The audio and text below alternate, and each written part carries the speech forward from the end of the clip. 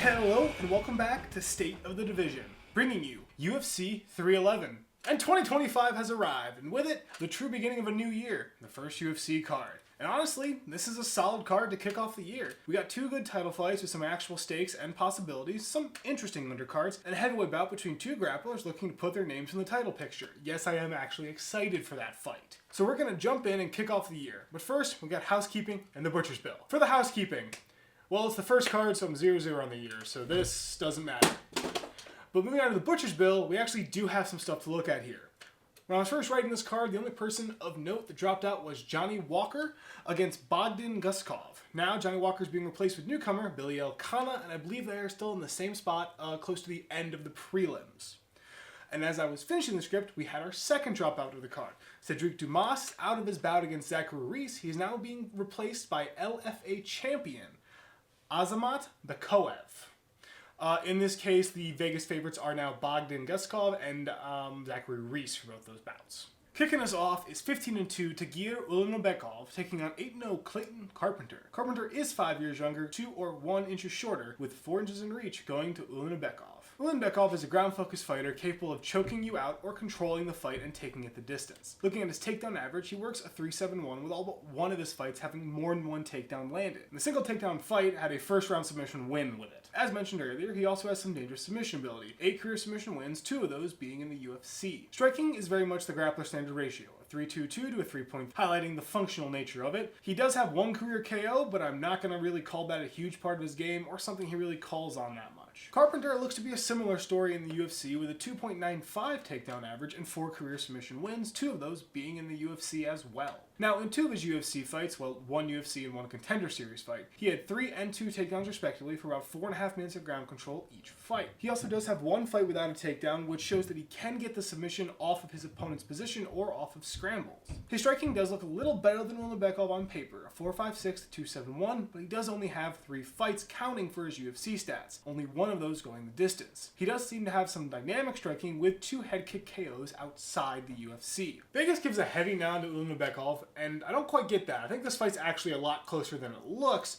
but in the end I am going to roll with Vegas here and we'll go with Ulanbekov based more on UFC experience. Now both fighters match up really well on paper, looking at kind of how they go to the ground, how they strike on the feet. And while it looks like Carpenter is the more dynamic striking, I'm going to lean on Ulanbekov's experience here to really be the decider. He's faced some dynamic strikers before, guys that can throw the head kick, throw the knee, throw the elbow, have a lot of explosive strikes they can throw, and he's either survived or learned from the experience going into this fight.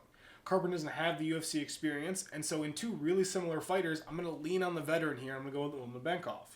12-4, Ricky Pretty Turcios looks for the rebound against relative newcomer, 11-3, Bernardo the Lion King Sopaj. So sorry about those names. Sopaj is 7 years younger at 24, 2 or 3 inches shorter because the sites still can't agree on anything, with another 5 inches of reach going to Turcios. Now Turcios does only have 2 UFC wins, going 2-2 in the UFC and another loss in the Contender Series. I am going to call him a striking focused grinder with how he outstruck his opponent in his 2 wins, but also has racked up some control time with minimal takedowns, though some of that does also come without takedowns. Starting with the striking, he works a 4.63 to a 3.34 in all but one of his UFC fights he did outstrike his opponents. The lone exception being a 27-54 unanimous decision loss to Alaman Zahabi. He doesn't seem to have the KO touch with only 3 career wins by that method and none of those in the UFC. Looking at his ground game, he only works a 0.89 average, which is part of the reason I called him a striking focused grinder. And part of that is that his takedown game only really shows when his opponent shoots takedowns. 2 takedowns each in fights where his opponents both had at least 6. Sopaj is a UFC newcomer with 1 fight, and unfortunately it was a loss to Vinicius Oliveira by flying knee KO. But outside the UFC, he looks to be a fairly high-octane striker with a dynamic style, 7 career KO wins, and 5 of those in the first round. He also seems to have a submission game, though his last actual submission win was in 2019. Favorite here is Sopaj, and despite him being the newcomer, I'm going to go with Vegas and I'm going to agree. Turcios is very streaky and hasn't had all that much success in the UFC. That makes me a little nervous to pick him to win, and given that Sopaj has looked very much a dynamic striker, a killer-be-killed style of fighter, I kind of give him the odds here, and I'm going to roll with Vegas to kind of fill in the blanks that I don't have on him. I think that a dynamic striker who likes the finish and pushes it has a pretty good chance against someone who is very streaky and doesn't really have that finishing touch as much. 9-0 Rinya Hybrid Nakamura looks to stay perfect against 19-6 Muin Tajik Gafurov. Gafurov is a year younger at 28, dead even height across the board, dead even reach as well. Nakamura has shown up a bit as an all-rounder with some definite finishability, adding another wrinkle to his game. Starting on the feet, he works a 3.53 to 1.38, which highlights both how he's able to outpace his opponents, but also how he's been able to slow down his opponent's offense. In his last fight against Carlos Vera, he threw 114 total strikes, landing 73 to Vera's 79 total, landing only 55. He also does have some KO touch, with 2 in the UFC and 5 career KOs, with all but 1 coming in the first round. Looking at his ground game, he carries a 3.72 average and does tend to land at least 2 in a fight when he does land them at all. With it comes massive chunks of control time, which do slow down his opponent's offense, but also allow him to keep the fight slow and attempt submissions, which I want to say is a threat, but with only 1 career submission, I'm tentative to give it a whole lot of weight in this fight. Gafurov has had a bit of a different UFC trajectory, with a 1-2 record in the UFC and a 1-3 record if I count the Contender series. Stylistically, he's been a finisher outside the UFC with 10 career finishes. But inside the UFC, it looks like he's been more so a grinder, working a control-focused game based around controlling his opponent. Inside the UFC, it looks like he's been more so a grinder, working a control-focused game. On the ground, he works a 1.95 average, where he's able to get solid ground control time off of his takedowns, and even reverse position to take time as well. Admittedly, this has been shut down in some fights, but he's still been able to get control time in almost any fight. His striking is also okay with 3.03 to 2.25, and he does tend to take a striking lead, with his ground game serving an additional piece to bolster that control time. Heavy favorite here is Nakamura. Being boring, I kind of have to agree. Nakamura seems to have the better striking, which is a point in his favor. Nakamura looks to have a lot better takedown and ground game, and Gafurov has struggled with getting taken down and controlled on the ground before. So in this fight, I'm going to pick the hotter hand in Nakamura, the one who seems to have the better ground game, against Gafurov, who is a little colder coming into this and doesn't have the greatest ground defense or the ability to survive on the ground, as we've seen in some of his other fights. 18-6 Carol Rosa goes for 2 in a row against 11-2 Aline Fiona Perez. Even draw in age and height, or maybe 2 inches in favor of Rosa, with a definite inch in reach rolling to Rosa. Rosa has been a bit streaky as of late, but as a whole, she's a grinder who works elements of the ground and striking game in equal measure. Starting with the striking, she has a very solid 6.49 to 4.91, where she's able to build a massive striking totals and keep the fight at a high pace. However, she can be slowed down and outpaced by some opponents. She was outstruck 95 to 66 in her win against Yana Santos. She doesn't seem to have much in terms of KO power, with not a single one of her UFC fights ending by finish. Her ground game is a flexible part of her style, with a 1.20 average, plus her ability to stack them based on her opponent. It isn't a linchpin of her style, but it is a consistent piece I see in her fights. Perez has been on a hot streak as of late, with 4 in a row, and her most recent win being a submission finish. And with that submission finish, the ground game is a major focus of her style. A 5.36 takedown average, she pours on the takedowns with an aggressive pace and relies on taking firm control on the ground. Though despite coming off a submission win, she does only have 2 total in her career and has only attempted the 1 she landed in the UFC. Though being a grappler-focused fighter, her striking totals are pretty low. A 2.84 to 1.34, not a single one of her UFC fights have reached a combined significant strike total over 100. So we can see that she wants to slow the game down and keep the pace steadily in her grasp. Rosa receives the Vegas nod here, and I think I'm going to disagree. Perez shoots a lot of takedowns, and in my mind that gives her the slight edge. Rosa does a lot of damage on the feet, but has struggled with fighters that can control her on the ground. Something that Perez is more than capable of, and something that Perez really wants to do in her game.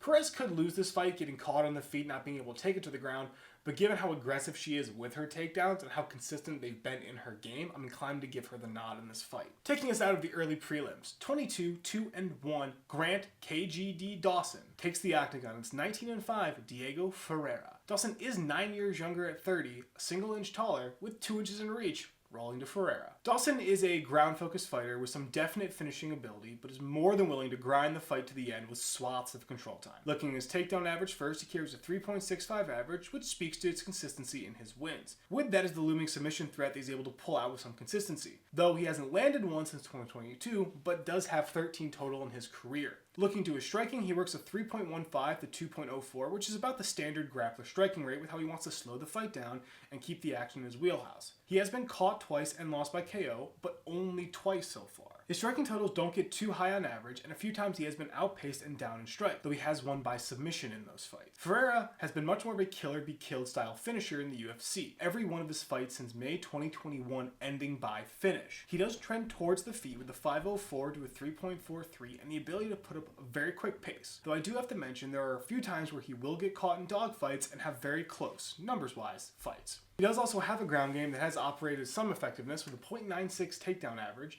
It very much has been a matchup specific feature with 3 in his last fight and no others till January 2020. Favorite here is Dawson, and I think I will agree. The main selling point for me on Dawson at least is that he has a 3.65 takedown average, and Ferreira only has a 60% takedown defense and a history of struggling with fighters who take him down repeatedly and control him on the ground.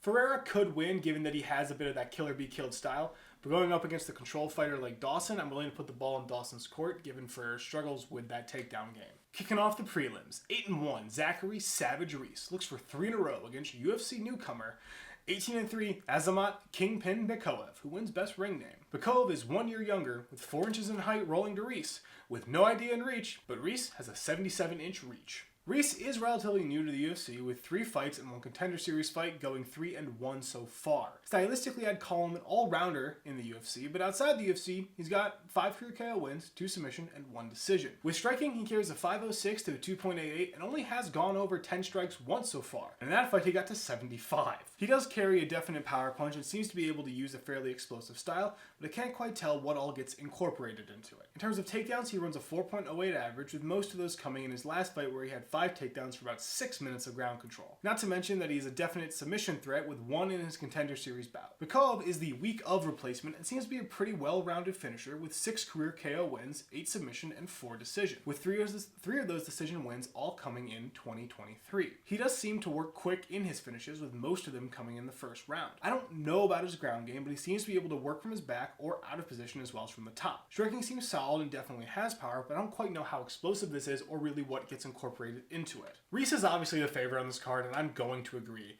Obviously, I'm picking Reese here because he's not coming into this fight the week of. He knew he was going into a fight and has been in a camp training, and I think Reese has a lot more data on him for me to look at and say, this is what he's good at, this is what he's bad at. And then you have Bekoev, who's coming into this fight, not in a camp for this fight, didn't know he was going to fight till this week, and I really don't have a lot of data on him. So I'm going to go with the fighter I have more data on, who is in a camp coming into this fight, and probably is going to be a little bit more prepared for this fight. 21-3 Gelton Maltahino Almeida looks to start a streak against 17-4 Sergey the Polar Bear Spivak. Spivak is 4 years younger, whether 1 inch in favor of Almeida or a dead even height across the board, with reach being a definite inch going to Almeida. Almeida is very much a ground-focused fighter with a monstrous ground game. I'm talking a 6.85 takedown average with a definite submission threat being ever present. It also has the added bonus of limiting his opponent's offense in the very few fights that do go the distance. Now, he does want to lead the action in terms of going to the ground, and with a 75% takedown defense, he's been solid in that regard so far. His striking is also solid, a 2.46 to .72, which highlights how he doesn't throw all that much, but isn't necessarily outclassed. That being said, Curtis Blaydes was able to outlast his assault in the first round and put him away in the second, handing him his heavyweight loss. Spivak is very similar, if I'm being honest, though I can say he definitely has some heavier hands and some more consistent power. He rocks a 3.51 to 3.72 in striking, which does reflect his focus on the ground game and a bit of that heavyweight swing and bang style, plus the obvious reliance on power. He does tend to take striking leads, but that's more due to his smothering ground game. On that note, he works a 4.63 takedown average and does tend to stack the takedowns, with 3 of his last 4 fights having 3 or more takedowns. With that, there is some submission ability, but also his dangerous ground and pound that can put opponents away. Almeida gets Vegas' vote to win this fight, and I wrote Decide Live here because I really can't tell in this fight. I've picked against Almeida before, thinking more traditional heavyweight wrestlers will beat him, and they've lost. Curtis Blaydes, however, was able to outlast Almeida in the first and catch him with a heavy hand in the second. Spivak has that knockout power, so Spivak could do the same thing or even take ground control, because I think he is a pretty good wrestler. Sitting here and deciding live, I am going to pick Gelton Almeida, because while we haven't seen this specific matchup before, I don't think Spivak is as good as Blaydes when it comes to surviving the ground game and being able to catch him in the second round, and I think Almeida's had the chance to learn from it.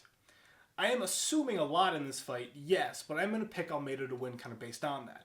We've seen him match up with other heavyweight wrestlers before. He was able to take down Curtis Blaydes 9 times, who is definitely, you can say, in the upper crust of wrestlers in the heavyweight division.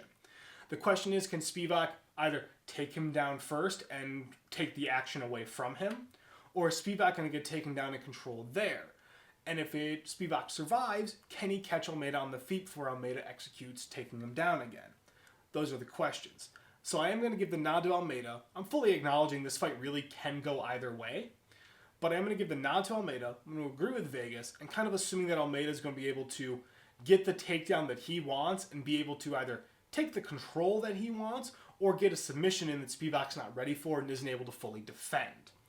9-0, Peyton Talbott looks to keep perfect against the 18-5 Raoni Barcelos. Talbott is 11 years younger at 26, 3 inches taller, with another 3 inches of reach going his way. Talbott has very much been a finisher in the UFC so far, with all 3 of his actual UFC fights ending by finish. 2 KO, 1 submission. There is a definite preference for the feet with 7 career KO wins and an 8.38 to 3.57, showing that he has a quick pace and likes to rack up these large striking leads and give him opportunities for the finish. On that note, I wouldn't call him a power puncher. A bit more of that swarming style, where it's the quantity he peppers you with that puts you away over that singular shot. The ground game isn't much of a thing for him with a 0.00 average, but there is some submission ability there that seems to come off scrambles or reversals of positions. Barcelos has been a bit streaky in the UFC, but seems to be more of a grinder, working takedowns to limit his opponent's offense and give him control time. He gives a 1.86 takedown average, and they are a consistent presence in his wins, but in his losses, he doesn't tend to rack any up. Of course, he has been matched on the ground a few times and has taken the loss as a result. Striking is okay at a 5.22 to 4.79, which shows he's been able to hang in almost any fight. He can take striking leads and does on occasion, but you see him in his losses getting outstruck fairly handedly by a very large margin. The slight favorite at minus 1200 is Talbott, and I'm going to agree. A lot of it comes into just how these two fighters match up. Talbott has the quicker pace on the feet, and with Barcelos, who does tend to get outstruck and can be outstruck pretty handedly, that doesn't bode well for him. Talbott strikes quicker and likes racking up those striking leads. When it comes to the ground game, Barcelos might be a little better, but we've seen Talbott survive the ground game, land submissions off of it, or at least keep himself alive to get back to the feet. So Talbott looks to have a solid ground game, which is the one advantage Barcelos has. So I'm going to give the nod to Talbott based on he's the hotter hand. His striking looks to be a lot better, a lot quicker, and a lot more of a upturn in pace than what Barcelos is able to keep up with normally. And when it comes to the ground game, Talbott's looked good enough to survive fights and has gotten submissions off of him. He looks to have a solid ground game, which makes him at least even with Barcelos, because I don't think Barcelos will be able to outmatch him there. So in the end, I am going to agree with Vegas, and I am going to go with Talbott. Ending off the first prelims of the year, I think still. We have 16-3, Bogdan Sarvich, Guskov, I'm so sorry, taking on the late replacement and UFC newcomer, 7-1, Billy Elekana. Elekana is 3 years younger, with either dead even height or 1 inch going to Guskov, with no clue on reach, but I can tell you Guskov has a 76-inch reach. Guskov was originally supposed to face Johnny Walker here, but instead gets a new opponent. But to actually talk about him, he's a newcomer to the UFC with 3 fights on record where he's been a killer-be-killed fighter more than anything else. Numbers-wise, he's got a slugger ratio, a 3.13 to 3.70, where he lets his power be the equalizer while relying on toughness to keep him in fights. I don't know about his striking style, but it does seem to be fairly standard. Takedown average sits at 0.00 and really doesn't have anything to do with how he fights at all. He has survived a few takedowns and looks to have a decent takedown defense with a 66% defense. Elekana is the newcomer, and he looks to be a striker with 3 career KO wins, 1 submission, and 3 decision wins. He does tend to finish quick with his latest finish coming in the second round, and it does look like a fairly dynamic style that packs some explosive power that can catch you in an instant. Obviously, I don't know about his ground game. He does have a submission win, but I wasn't able to quite really make out how he got to that point. In the 3 decision wins, obviously he was able to go the distance. The biggest favorite here is obviously Guskov, and I think I'm just going to agree. I don't have a lot of data on Elekana. Nothing about him stands out too much. He doesn't look like a high-octane finisher, but he can finish. He doesn't look like a devastating grappler. He might have a ground game. I just don't know enough about him to really think, oh, he matches up well with Guskov here, here, and here, or he matches up poorly here but excels him here. I just have more information on Guskov, who knew he had a fight, was in a camp coming into this fight, and was generally should be more prepared for this versus the late replacement who I don't know anything about. So I'm going to go with Vegas. I'm going to pick Guskov. Kicking off the main card, 26-12-0-1, Kevin Trailblazer Holland squares off against 18-2, Ranier the Dutch Knight de Ridder. Holland is 2 years younger, Ridder is 1 inch taller, with reach being 3 inches in favor of Holland. Holland is still very much Kevin Holland, and by that I mean he's a killer-be-killed finisher capable of ending the fight on the feet with power or taking it to the ground and finishing it there. Going to his striking first, he runs with a 4.24 to 3.21, which speaks to his tendency to step in and swing with his opponent, letting the total stay close together. He can outpace opponents, but those seem to be more outliers compared to the standard style. Power then is the obvious equalizer here, but does also carry a fairly explosive and dynamic style that can catch people off guard. Additionally, he does have a 0.83 takedown average and serves as a piece of his toolbox. When they are used, they are definitely matchup based and something that gets called up for disruption or recovery. The Ritter is the newcomer, with his first and only UFC fight being in November 2024. I will say he looks to be a submission specialist with 12 career submission wins, and his lone UFC win coming by that way as well. With that, he is very heavy on takedowns, with 5 in his UFC fight against Gerard Mearshart. Seems to be a quick starter, with most of his wins coming in those early rounds. He has been caught in the feed for both of his losses, however they are his only 2 losses. Vegas has this fight about dead even, and I can see why. You have 2 guys that excel in the finish. Holland, who likes to finish on the feet, but has shown submission ability on the ground and the ability to get those finishes surprisingly quick or shockingly out of nowhere. And you have a newcomer who doesn't have the UFC pedigree that Holland has, or let me say that UFC experience that Holland has, but has shown massive submission ability and a dangerous ground game as such. So I can see why they'd have it even. I am going to go with Holland in the end. This is another one of those ones where it's really hard to get a measure of them both based on what I see, but I've watched Holland fight, and I think on the feet, Holland is the more dangerous fighter here. So on the feet, we're going to give the nod to Holland. When it comes to the ground, the guy has 12 submission wins, yes, but we've seen Holland also throw these submission wins or survive on the ground against a lot of fighters. Now, yes, he is kill or be killed, so I can 100% see this going the other way and the Ritter getting the win by this. But a little bit of favoritism, a little bit of UFC experience, and being able to outclass him on the feet, being a decently skilled grappler who can land the submissions himself and survive against some fighters, I'm going to give the nod to Holland just kind of based on him having that experience, the better striking, and a ground game that a lot of times looks to be good enough, even though he has been caught and submitted before. I'm kind of assuming that with his experience that he's able to counter a lot of what De Ridder throws or survive a lot of what De Ridder throws and get back to the feet where I think he has the definite advantage. 22-6-1 Beneil Dariush looks to get back to winning against 25-1 Renato Moicano.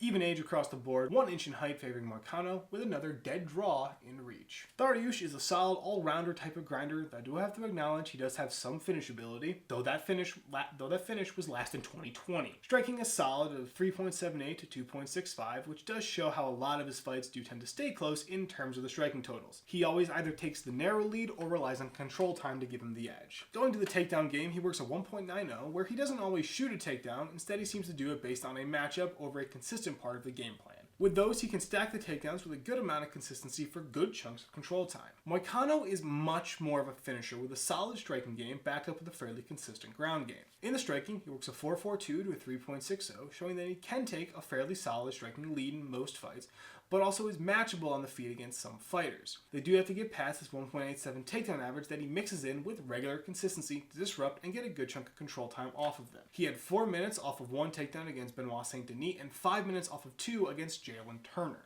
He also does have a submission game that is always looming over his takedowns and scrambles, though it is a little less consistent than his striking. The narrow nod goes to Moicano, and they might as well have just had it even because this fight can really go either way. But either way, I will agree and pick Moicano. Dariush is good and has a chance for sure. I have to acknowledge that. Dariush has very solid striking. He has kind of a sneaky type of power where he doesn't always get the finish, but he can make you feel the power and put you on the back foot. 100%. And his ground game is very good at controlling when he brings it out. Most of the time he's able to bring it out. However, coming into this, Dariush doesn't finish a lot. He hasn't finished since 2020. So the longer he's in the octagon with Moicano, Moicano gets more chances to land the power, land the submission, or take control of the fight. And I think Moicano just has more tools in his toolbox to take the win here than I think Dariush does in keeping him around for 3 rounds. Because I think Moicano and Dariush match up pretty well on the ground. Moicano has the submission ability that Dariush doesn't have too often, and I think both fighters are capable of taking the ground control. When it comes to striking, both fighters aren't bad. Dariush has power and some toughness to hang in there, but we've seen Moicano bring out his power more, and he's put more fighters away. Fighters that have decent chins and decent toughness too. So combining Moicano's a little bit more aggressive ground game, submission threat, and his ability to bring out the power more, versus Dariush, who doesn't bring out the power and has to kind of hang in there and box more and use takedowns as disruption, it lines up a little bit more for Moicano than it does Dariush. So in the end, I am going to pick Moicano to win this fight.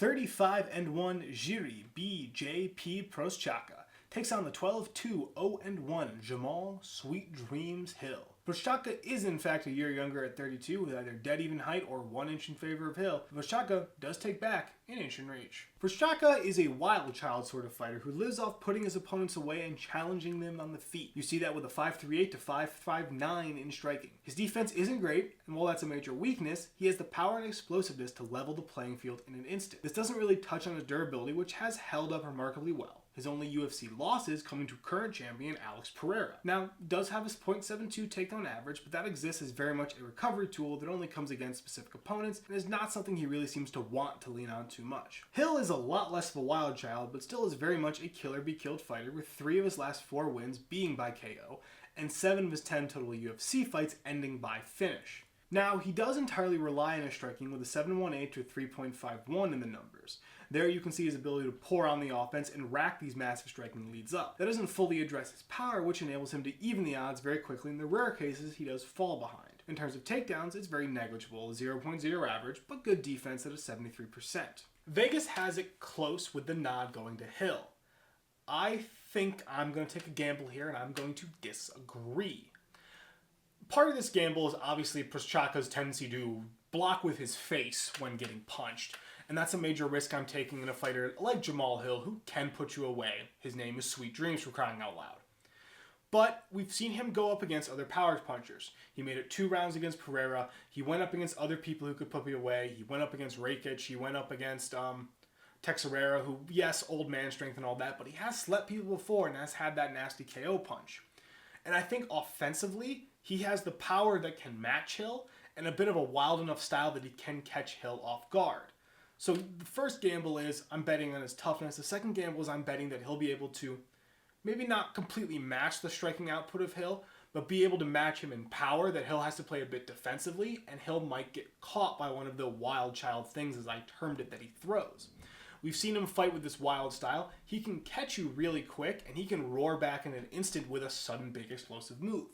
And Hill can do the same. I'm just kind of betting that Prochazka will do it in this fight. With the first title fight of the night and the first title fight of 2025, 18-4 Merab the Machine Dvalishvilli looks for the first title defense against the challenger, 18-0 Umar Nurmagomedov. Umar is 5 years younger at 29, 2 inches taller, with an additional inch in reach going his way. Dvalishvilli is a takedown-heavy fighter who thrives on applying pressure and keeping his opponent on the back foot with relentless offense, very much living up to his ring name. You see that with a 6.09 takedown average, which is already very high, with 6, 5, and 11 takedowns in his last 3 fights respectively. But that number does fail to fully account for his takedown attempts and how the pressure generated from those prevents his opponents from mounting much offense in return. They're constantly on the back foot, keeping them from taking them down, and instead they're not able to attack, giving him the control time. And of course, when he gets you down, he's able to generate chunks of control time. Though it is worth noting that some fighters are able to survive the takedowns and get back to their feet in scrambles. The Henry Cejudo fight is an excellent example of that. Striking is good, a 4.35 to a 2.31, and once again establishes the high-paced nature of his style that leads to these high numbers overall, but oftentimes with a lead that dwarfs his opponents. Nurmagomedov is a similar fighter in theory, if you understand what I'm saying. He's a ground-focused fighter based around controlling his opponent, limiting their offense. However, he's not as high-octane as Merab. He has a 3.98 takedown average, instead taking these longer chunks of control time off of fewer takedowns. He also really wants to control the action with 100% takedown defense, so far at least. In the striking, he works a 4.46 to a 1.36, which just highlight the success of his ground game in slowing down his opponent's offense and putting them into the hole that allows him to kind of work with that lead. That pressure giving him all those opportunities to build more of a lead and build that control time. He does seem to have a bit more KO touch than Merab as of recent. Vegas gives the nod to Nurmagomedov, and I'm legitimately torn here. This fight comes down really to who takes control of the ground game for longer. Of the 5 rounds, who controls 3 of them? Because I don't know if Umar is going to be able to crack Merab's chin. I don't know if he's going to get the shot that's going to put him away. He could get a submission win, that is possible, but at the same time, these guys are both very good at the ground. I'm not sure if that's going to get landed or be able to stick. So it comes down to who controls 3 of 5 rounds. Merab has such a high output, a high octane pace, but in the end, he's going up against someone who likes working singular takedowns, a slower pace, wanting to dominate from the top. I am going to go with Nurmagomedov, simply because I feel like while Merab likes shooting a lot of takedowns, in doing so he has to step into offense, and I think Umar is able to transition his attempts into attempts of his own, attempting to trips, putting him against the cage and slowing and taking the control time there. I think Umar is more likely to get those 3 of 5 rounds he needs compared to Merab's generally super heavy takedown style. And on the feet, I do give the slight edge to Nurmagomedov because I think he has the higher power and the slightest possibility to put Merab on the back foot there. This fight, I think, is pretty close, but I'm going to agree with Vegas. I am going to go Nurmagomedov. And for the main event, the first one of 2025. And for the main event in the lightweight title, 26-1 Islam Makachev goes for his 4th title defense against 22-3 Arman Ahalakakets. I'm so sorry. Tsarukyan. Tsarukyan is 5 years younger, but surrenders 3 inches in height, but takes 2 inches in reach back. Makachev is an efficient finisher who, while capable of ending the fight in an instant, doesn't rely on it as he's fully able to utilize a ground game to control and limit his opponent's offense. You see this in a 2.65 to a 1.54 in striking. He doesn't pour on this wicked pace, instead working steady pace, picking shots while making sure his opponents can't launch much of an offense back his way safely. He does strike me as a bit of a power puncher, not that he relies on it, but definitely has the ability to finish a fight in that single shot. Additionally, he has a pretty varied style, working in kicks that can be lethal. Backing all that up is a super efficient takedown game with a 3.19 average. He's able to stack up in the fights that he does shoot. With that are the massive chunks of control time, plus a dangerous submission game that seems to pop up with relative consistency. It is also something that he can throw off scrambles or as a defensive move. Tsarukyan is similar, though I will say he seems to have a bit less of a submission game. On the feet, he works a 3.79 to a 1.84, outpacing his opponents and minimizing the damage coming back his way on the feet. He's more than able to outpace those opponents in addition to finishing them with some definite KO power, though he does tend to go on these KO streaks. It's not always present. The ground game does back this all up with a 3.25 takedown average, with the ability to stack them in almost any fight that he lands. Though we have seen him lose control against some fighters, though he did manage to get the win in the end. Vegas likes Makachev by a fairly decent margin, and I will agree. Both fighters match up really well in the numbers, but looking at the fight as a whole, I've seen Islam fight, and the way that he fights gives me a little more confidence in him. The super measured, super efficient style with the sudden KO ability that he has gives a lot of fighters pause, and I have to imagine Tsarukyan is in the same boat.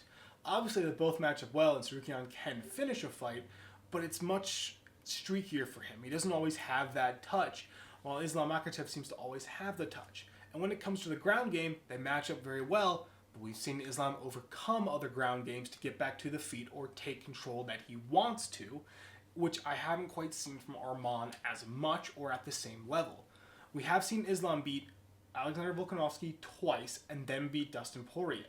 You can discredit those fights however you want, but we saw him fight these very efficient fights, adjusting his strategy, winning the key areas he needed to win the fight as a whole, and doing what was necessary to win, even if it always wasn't exciting. So in the end, I am going to go with Islam Makachev to win this fight, kind of based more on what I've seen from him in the title fight so far. UFC 311 opens up the year 2025, and it opens it up pretty well. I think this is a decent card top to bottom. I think the title fights are interesting. They have decent stakes to them, decent hype. I think we're in for some pretty high-level action fights if you like the grappling ground game, the counters, and that stuff.